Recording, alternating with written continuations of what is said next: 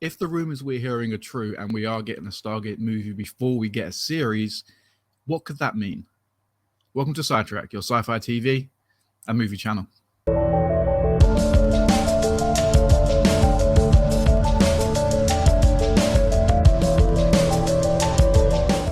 If you are a regular SciTrekker, you will know that we do have contacts in and around MGM who have been telling us little bits of information about the development of Stargate.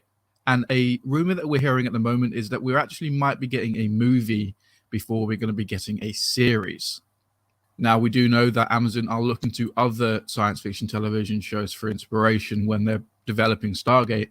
And they're looking at shows like Star Trek and the model that they currently use and have used in the past 10 years. So I thought today we'd take a look at the timeline of Star Trek and compare that to what we might potentially get should we be getting a Stargate movie. So just like Stargate, Star Trek was off the air for quite a long time. Star Trek The Next Generation left our screens in 2005. Now, unlike Stargate, we did actually get more Star Trek pretty soon after Next Generation had actually ended. We got the first movie from the Kelvin timeline in 2009. You know, the movie starring Chris Pine, Zachary Quinto, the Kelvin timeline. We then got Star Trek Into Darkness and Star Trek Beyond. And there was a new Star Trek movie in development right now coming out this year. So we've actually had quite a lot of Star Trek in the form of movies. But the way the Star Trek films worked were it was an alternate timeline, which meant everything that had happened before kind of still happened, except everything that happened in the movies was an alternate timeline, and everything that came after the movies, such as Star Trek Discovery, Star Trek Picard, weren't necessarily influenced by what had happened in the movies. And this is something that could potentially happen with Stargate. Now, this is something that worries me. As a fan of Stargate and a fan of the television show, but also a fan of movies as a whole. If they created a Stargate movie and it wasn't necessarily a continuation of what had happened in the TV series before and was more of a continuation from the original 1994 movie, it would add a degree of separation between the movie franchise and the television franchise. And that's not something I'm necessarily on board with.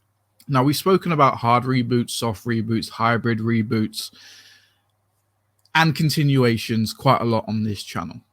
The ideal situation for anyone who wants Stargate to return is we want a continuation, something that honors what happened in SG-1, Stargate Atlantis, and Stargate Universe. All of that should have happened. And anything that comes next will honor that, and it will tie up loose ends, and it won't necessarily just recreate what had already happened. It would honor the fact that those shows existed, and every event that happened in those shows happened within the continuity of a new series.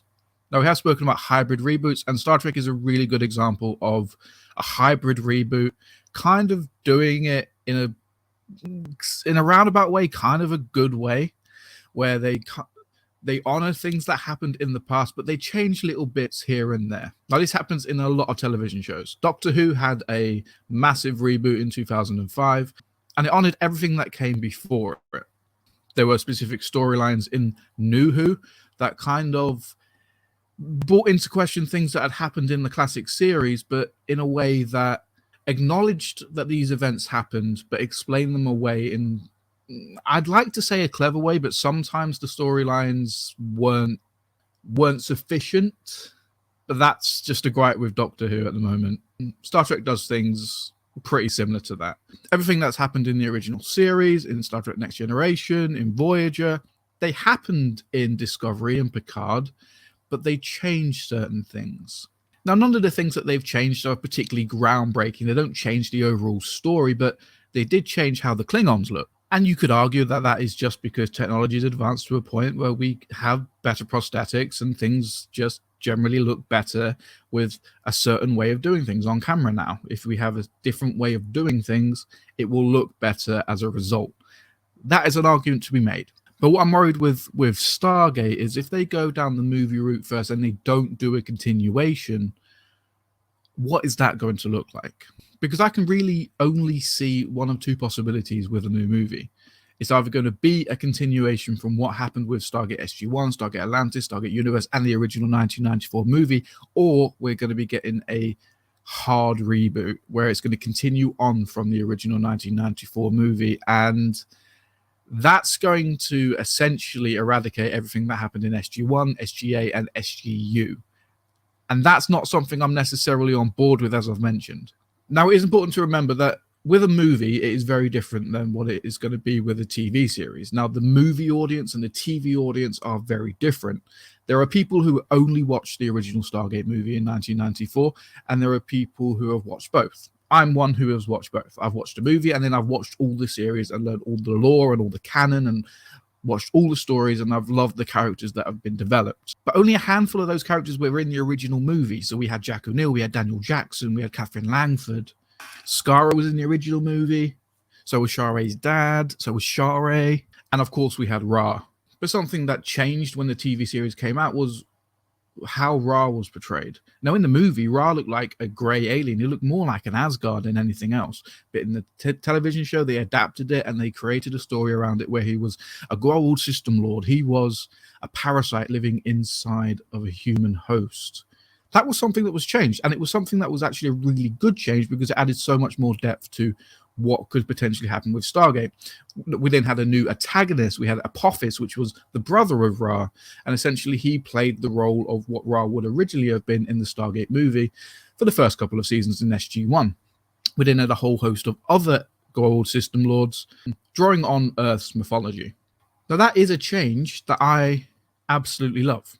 Roland Emmerich and Dean Devlin, when they created the original Stargate film, really only intended it to be a trilogy of films, and the gate was only originally meant to go to 3 destinations. The first one of which would have been Abydos, the desert planet that looked a lot like ancient Egypt. The second one was going to be like an Aztec planet with like Aztec pyramids and things like that. There was going to be a story there.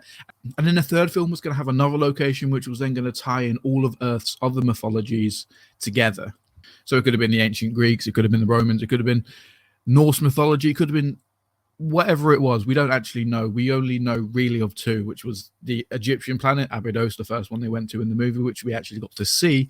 But then there was the Aztec planet in the second movie that they never got to make. Now, when they created SG1, they changed that. They changed the idea and they made it so the Stargate could actually go to thousands, millions of planets, creating a way for them to have a series that spanned over 10 years. And that is absolutely something that I was totally on board with. The problem I'm seeing now is if they go with a movie and they try to do it as a continuation of the original movie, are they going to go with the idea that the Stargate only goes to 3 destinations, or are they going to bring in little influences from SG1? The Stargate can actually go to millions of planets. There are so many addresses. There are different galaxies we could travel to. Are they going to include the Jafar? Is it going to be a hard reboot, but kind of continuing the tradition that Stargate SG1 brought to the table? That's something, if they do go down the hard reboot side, I'm hoping they do, and they don't just come up with something totally different, because then it will just be Stargate by name. It won't be the Stargate that we know and love. And this is something we've spoken about on the channel before. If they change things completely, if they do a hard reboot and they just do fresh ideas and things like that, it's only Stargate by name. It's not going to be the Stargate that we have grown up enjoying. Let me give you an example. If in the movie they have an antagonist and the antagonist is very similar to what the Goa'uld were in SG1, but not quite, and they change it so dramatically that they are very different characters, but they also have the Stargate and the DHD and the possibility of them being able to travel to multiple different planets in one movie, that's still not the Stargate that we grew up with, because they've changed the entire story. They've changed the characters, and the only thing linking the two will be the fact that there's a Stargate, a DHD, and the fact that they can travel to multiple planets. It's not going to be the same as what we had before, and that's something I'm really worried about. The second possibility, of course, is that they do a continuation, and it follows on from the story from SG1, SGA, and SGU. The only problem I can see with that is quite a long time has passed. It's been about 13 years since Stargate Universe left our screens. And as you know, at the end of Stargate Universe, we left Eli alone on Destiny with the rest of the crew in stasis. Now, they could do a story where they basically tie up that storyline, but for the people who haven't seen Stargate Universe, that's going to be really confusing.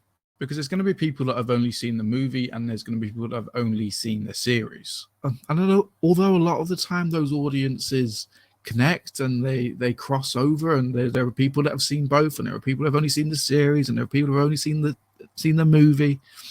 It's going to be a situation where if they do a continuation, there's going to be certain portions of the audience who are just going to be completely confused. And that's going to happen either way, whether they do a hard reboot or if they do a continuation.